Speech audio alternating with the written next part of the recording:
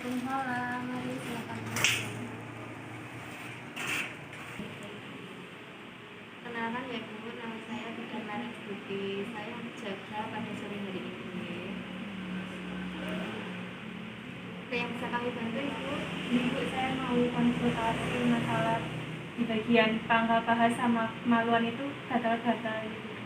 Oh, saat ini menstruasi atau tidak Ibu? Menstruasi, Bu. Oh iya. Sebelumnya Ibu sudah tahu belum tentang personal hygiene saat menstruasi? Belum. Oh iya, saya tanya-tanya ya Bu ya. Namanya Ibu siapa? Saya Dewi, Dewi, umurnya 16 tahun. alamat Dari personal hygiene saat menstruasi itu belum tahu ya? Belum. Di sini saya akan menjelaskan pengertian personal hygiene saat menstruasi ya. Yaitu perilaku yang berkaitan dengan tindakan untuk memelihara kesehatan dan upaya menjaga kebersihan pada daerah kewanitaan saat menstruasi. Oke. Di sini faktor-faktor yang mempengaruhi perilaku personal hygiene saat menstruasi. Yang pertama, citra tubuh atau penampilan. Kemudian, praktek sosial. Kelompok-kelompok sosial dapat mempengaruhi perilaku hygiene. Misalnya anak yang selalu dimanja, itu menjaga kebersihannya mungkin bisa kurang. Okay.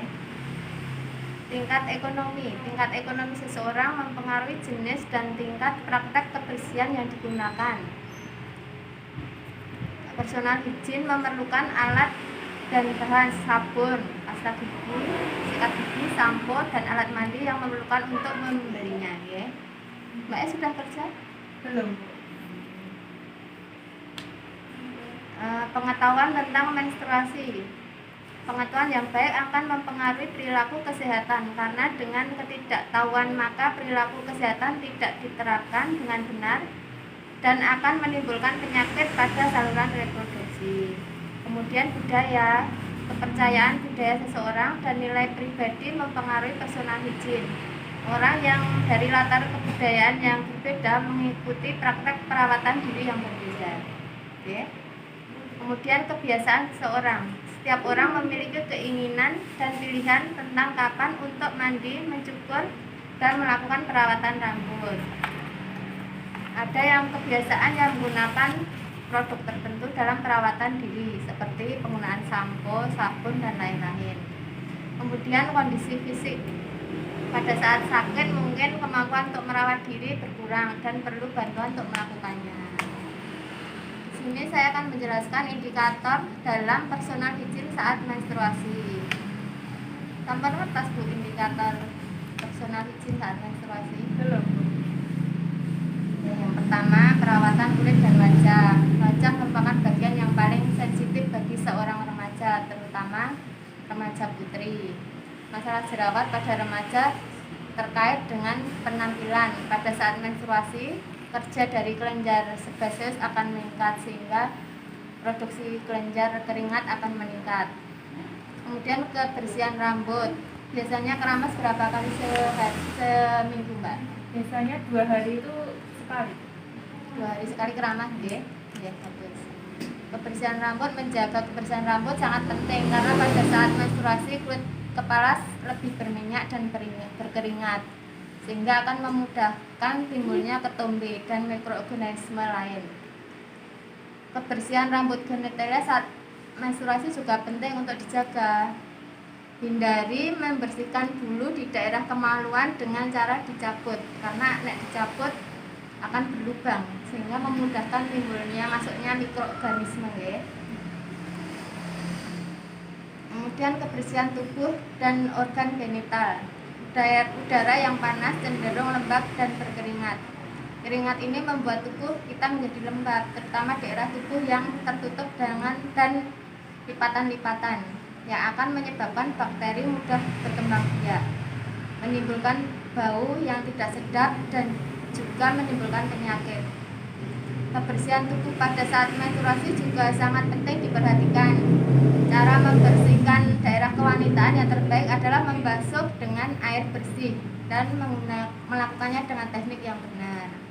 dengan cara dari depan ke belakang ya, dari ke anus. Kemudian membersihkan pakaian sehari-hari, mengganti pakaian sehari-hari sangatlah penting, terutama pakaian dalam. Gunakan pakaian dalam yang kering dan menyerap keringat, bahan katun atau kaus.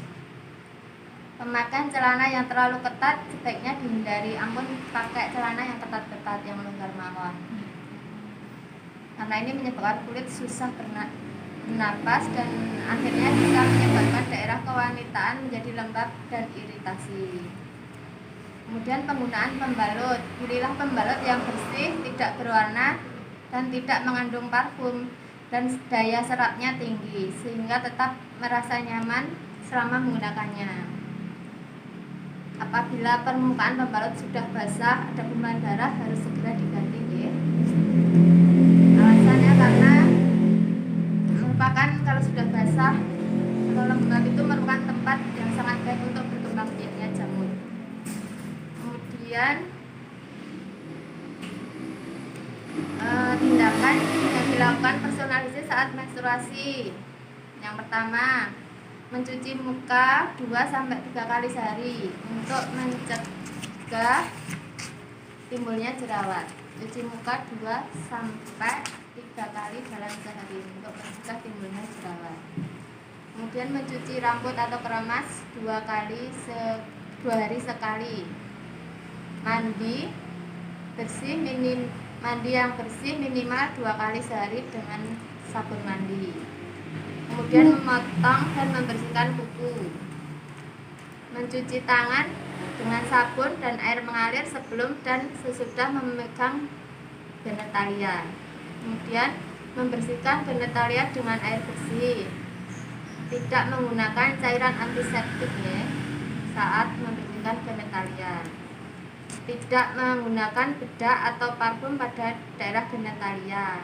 Kemudian membasuh genitalia dari arah depan vagina ke arah belakang anus. Membalut harus sering diganti 4-5 kali sehari atau setiap setelah mandi. Buang air kecil dan buang air besar. Kemudian mencukur atau merapikan rambut, kemaluan karena bisa ditumbuhi jamur dan kutu yang dapat menimbulkan rasa tidak nyaman dan gatal. Ini dampak yang sering timbul pada masalah personal hygiene. Dampak fisiknya akan menimbulkan infeksi pada alat reproduksi. Kemudian bisa menyebabkan kanker leher rahim atau kanker serviks. Kemudian keputihan. Dan jika tidak segera ditangani akan menyebabkan kemandulan. Sehingga menurunkan kualitas hidup seseorang. Kemudian dampak psikososial, yaitu masalah-masalah sosial yang berhubungan dengan personal hygiene adalah gangguan rasa nyaman, tidak nyaman, aktualisasi diri, dan gangguan interaksi sosial. Mungkin ada yang ditanyakan Tidak. tentang personal hygiene pada saat menstruasi. Tidak. Ada ya. Sudah mengerti ya? Dia sudah paham. Semoga bermanfaat ya Mbak ya, dan bisa dipraktekkan di rumah. Terima kasih Mbak atas penjelasannya. Kalau gitu saya pamit dulu. Iya. Salam.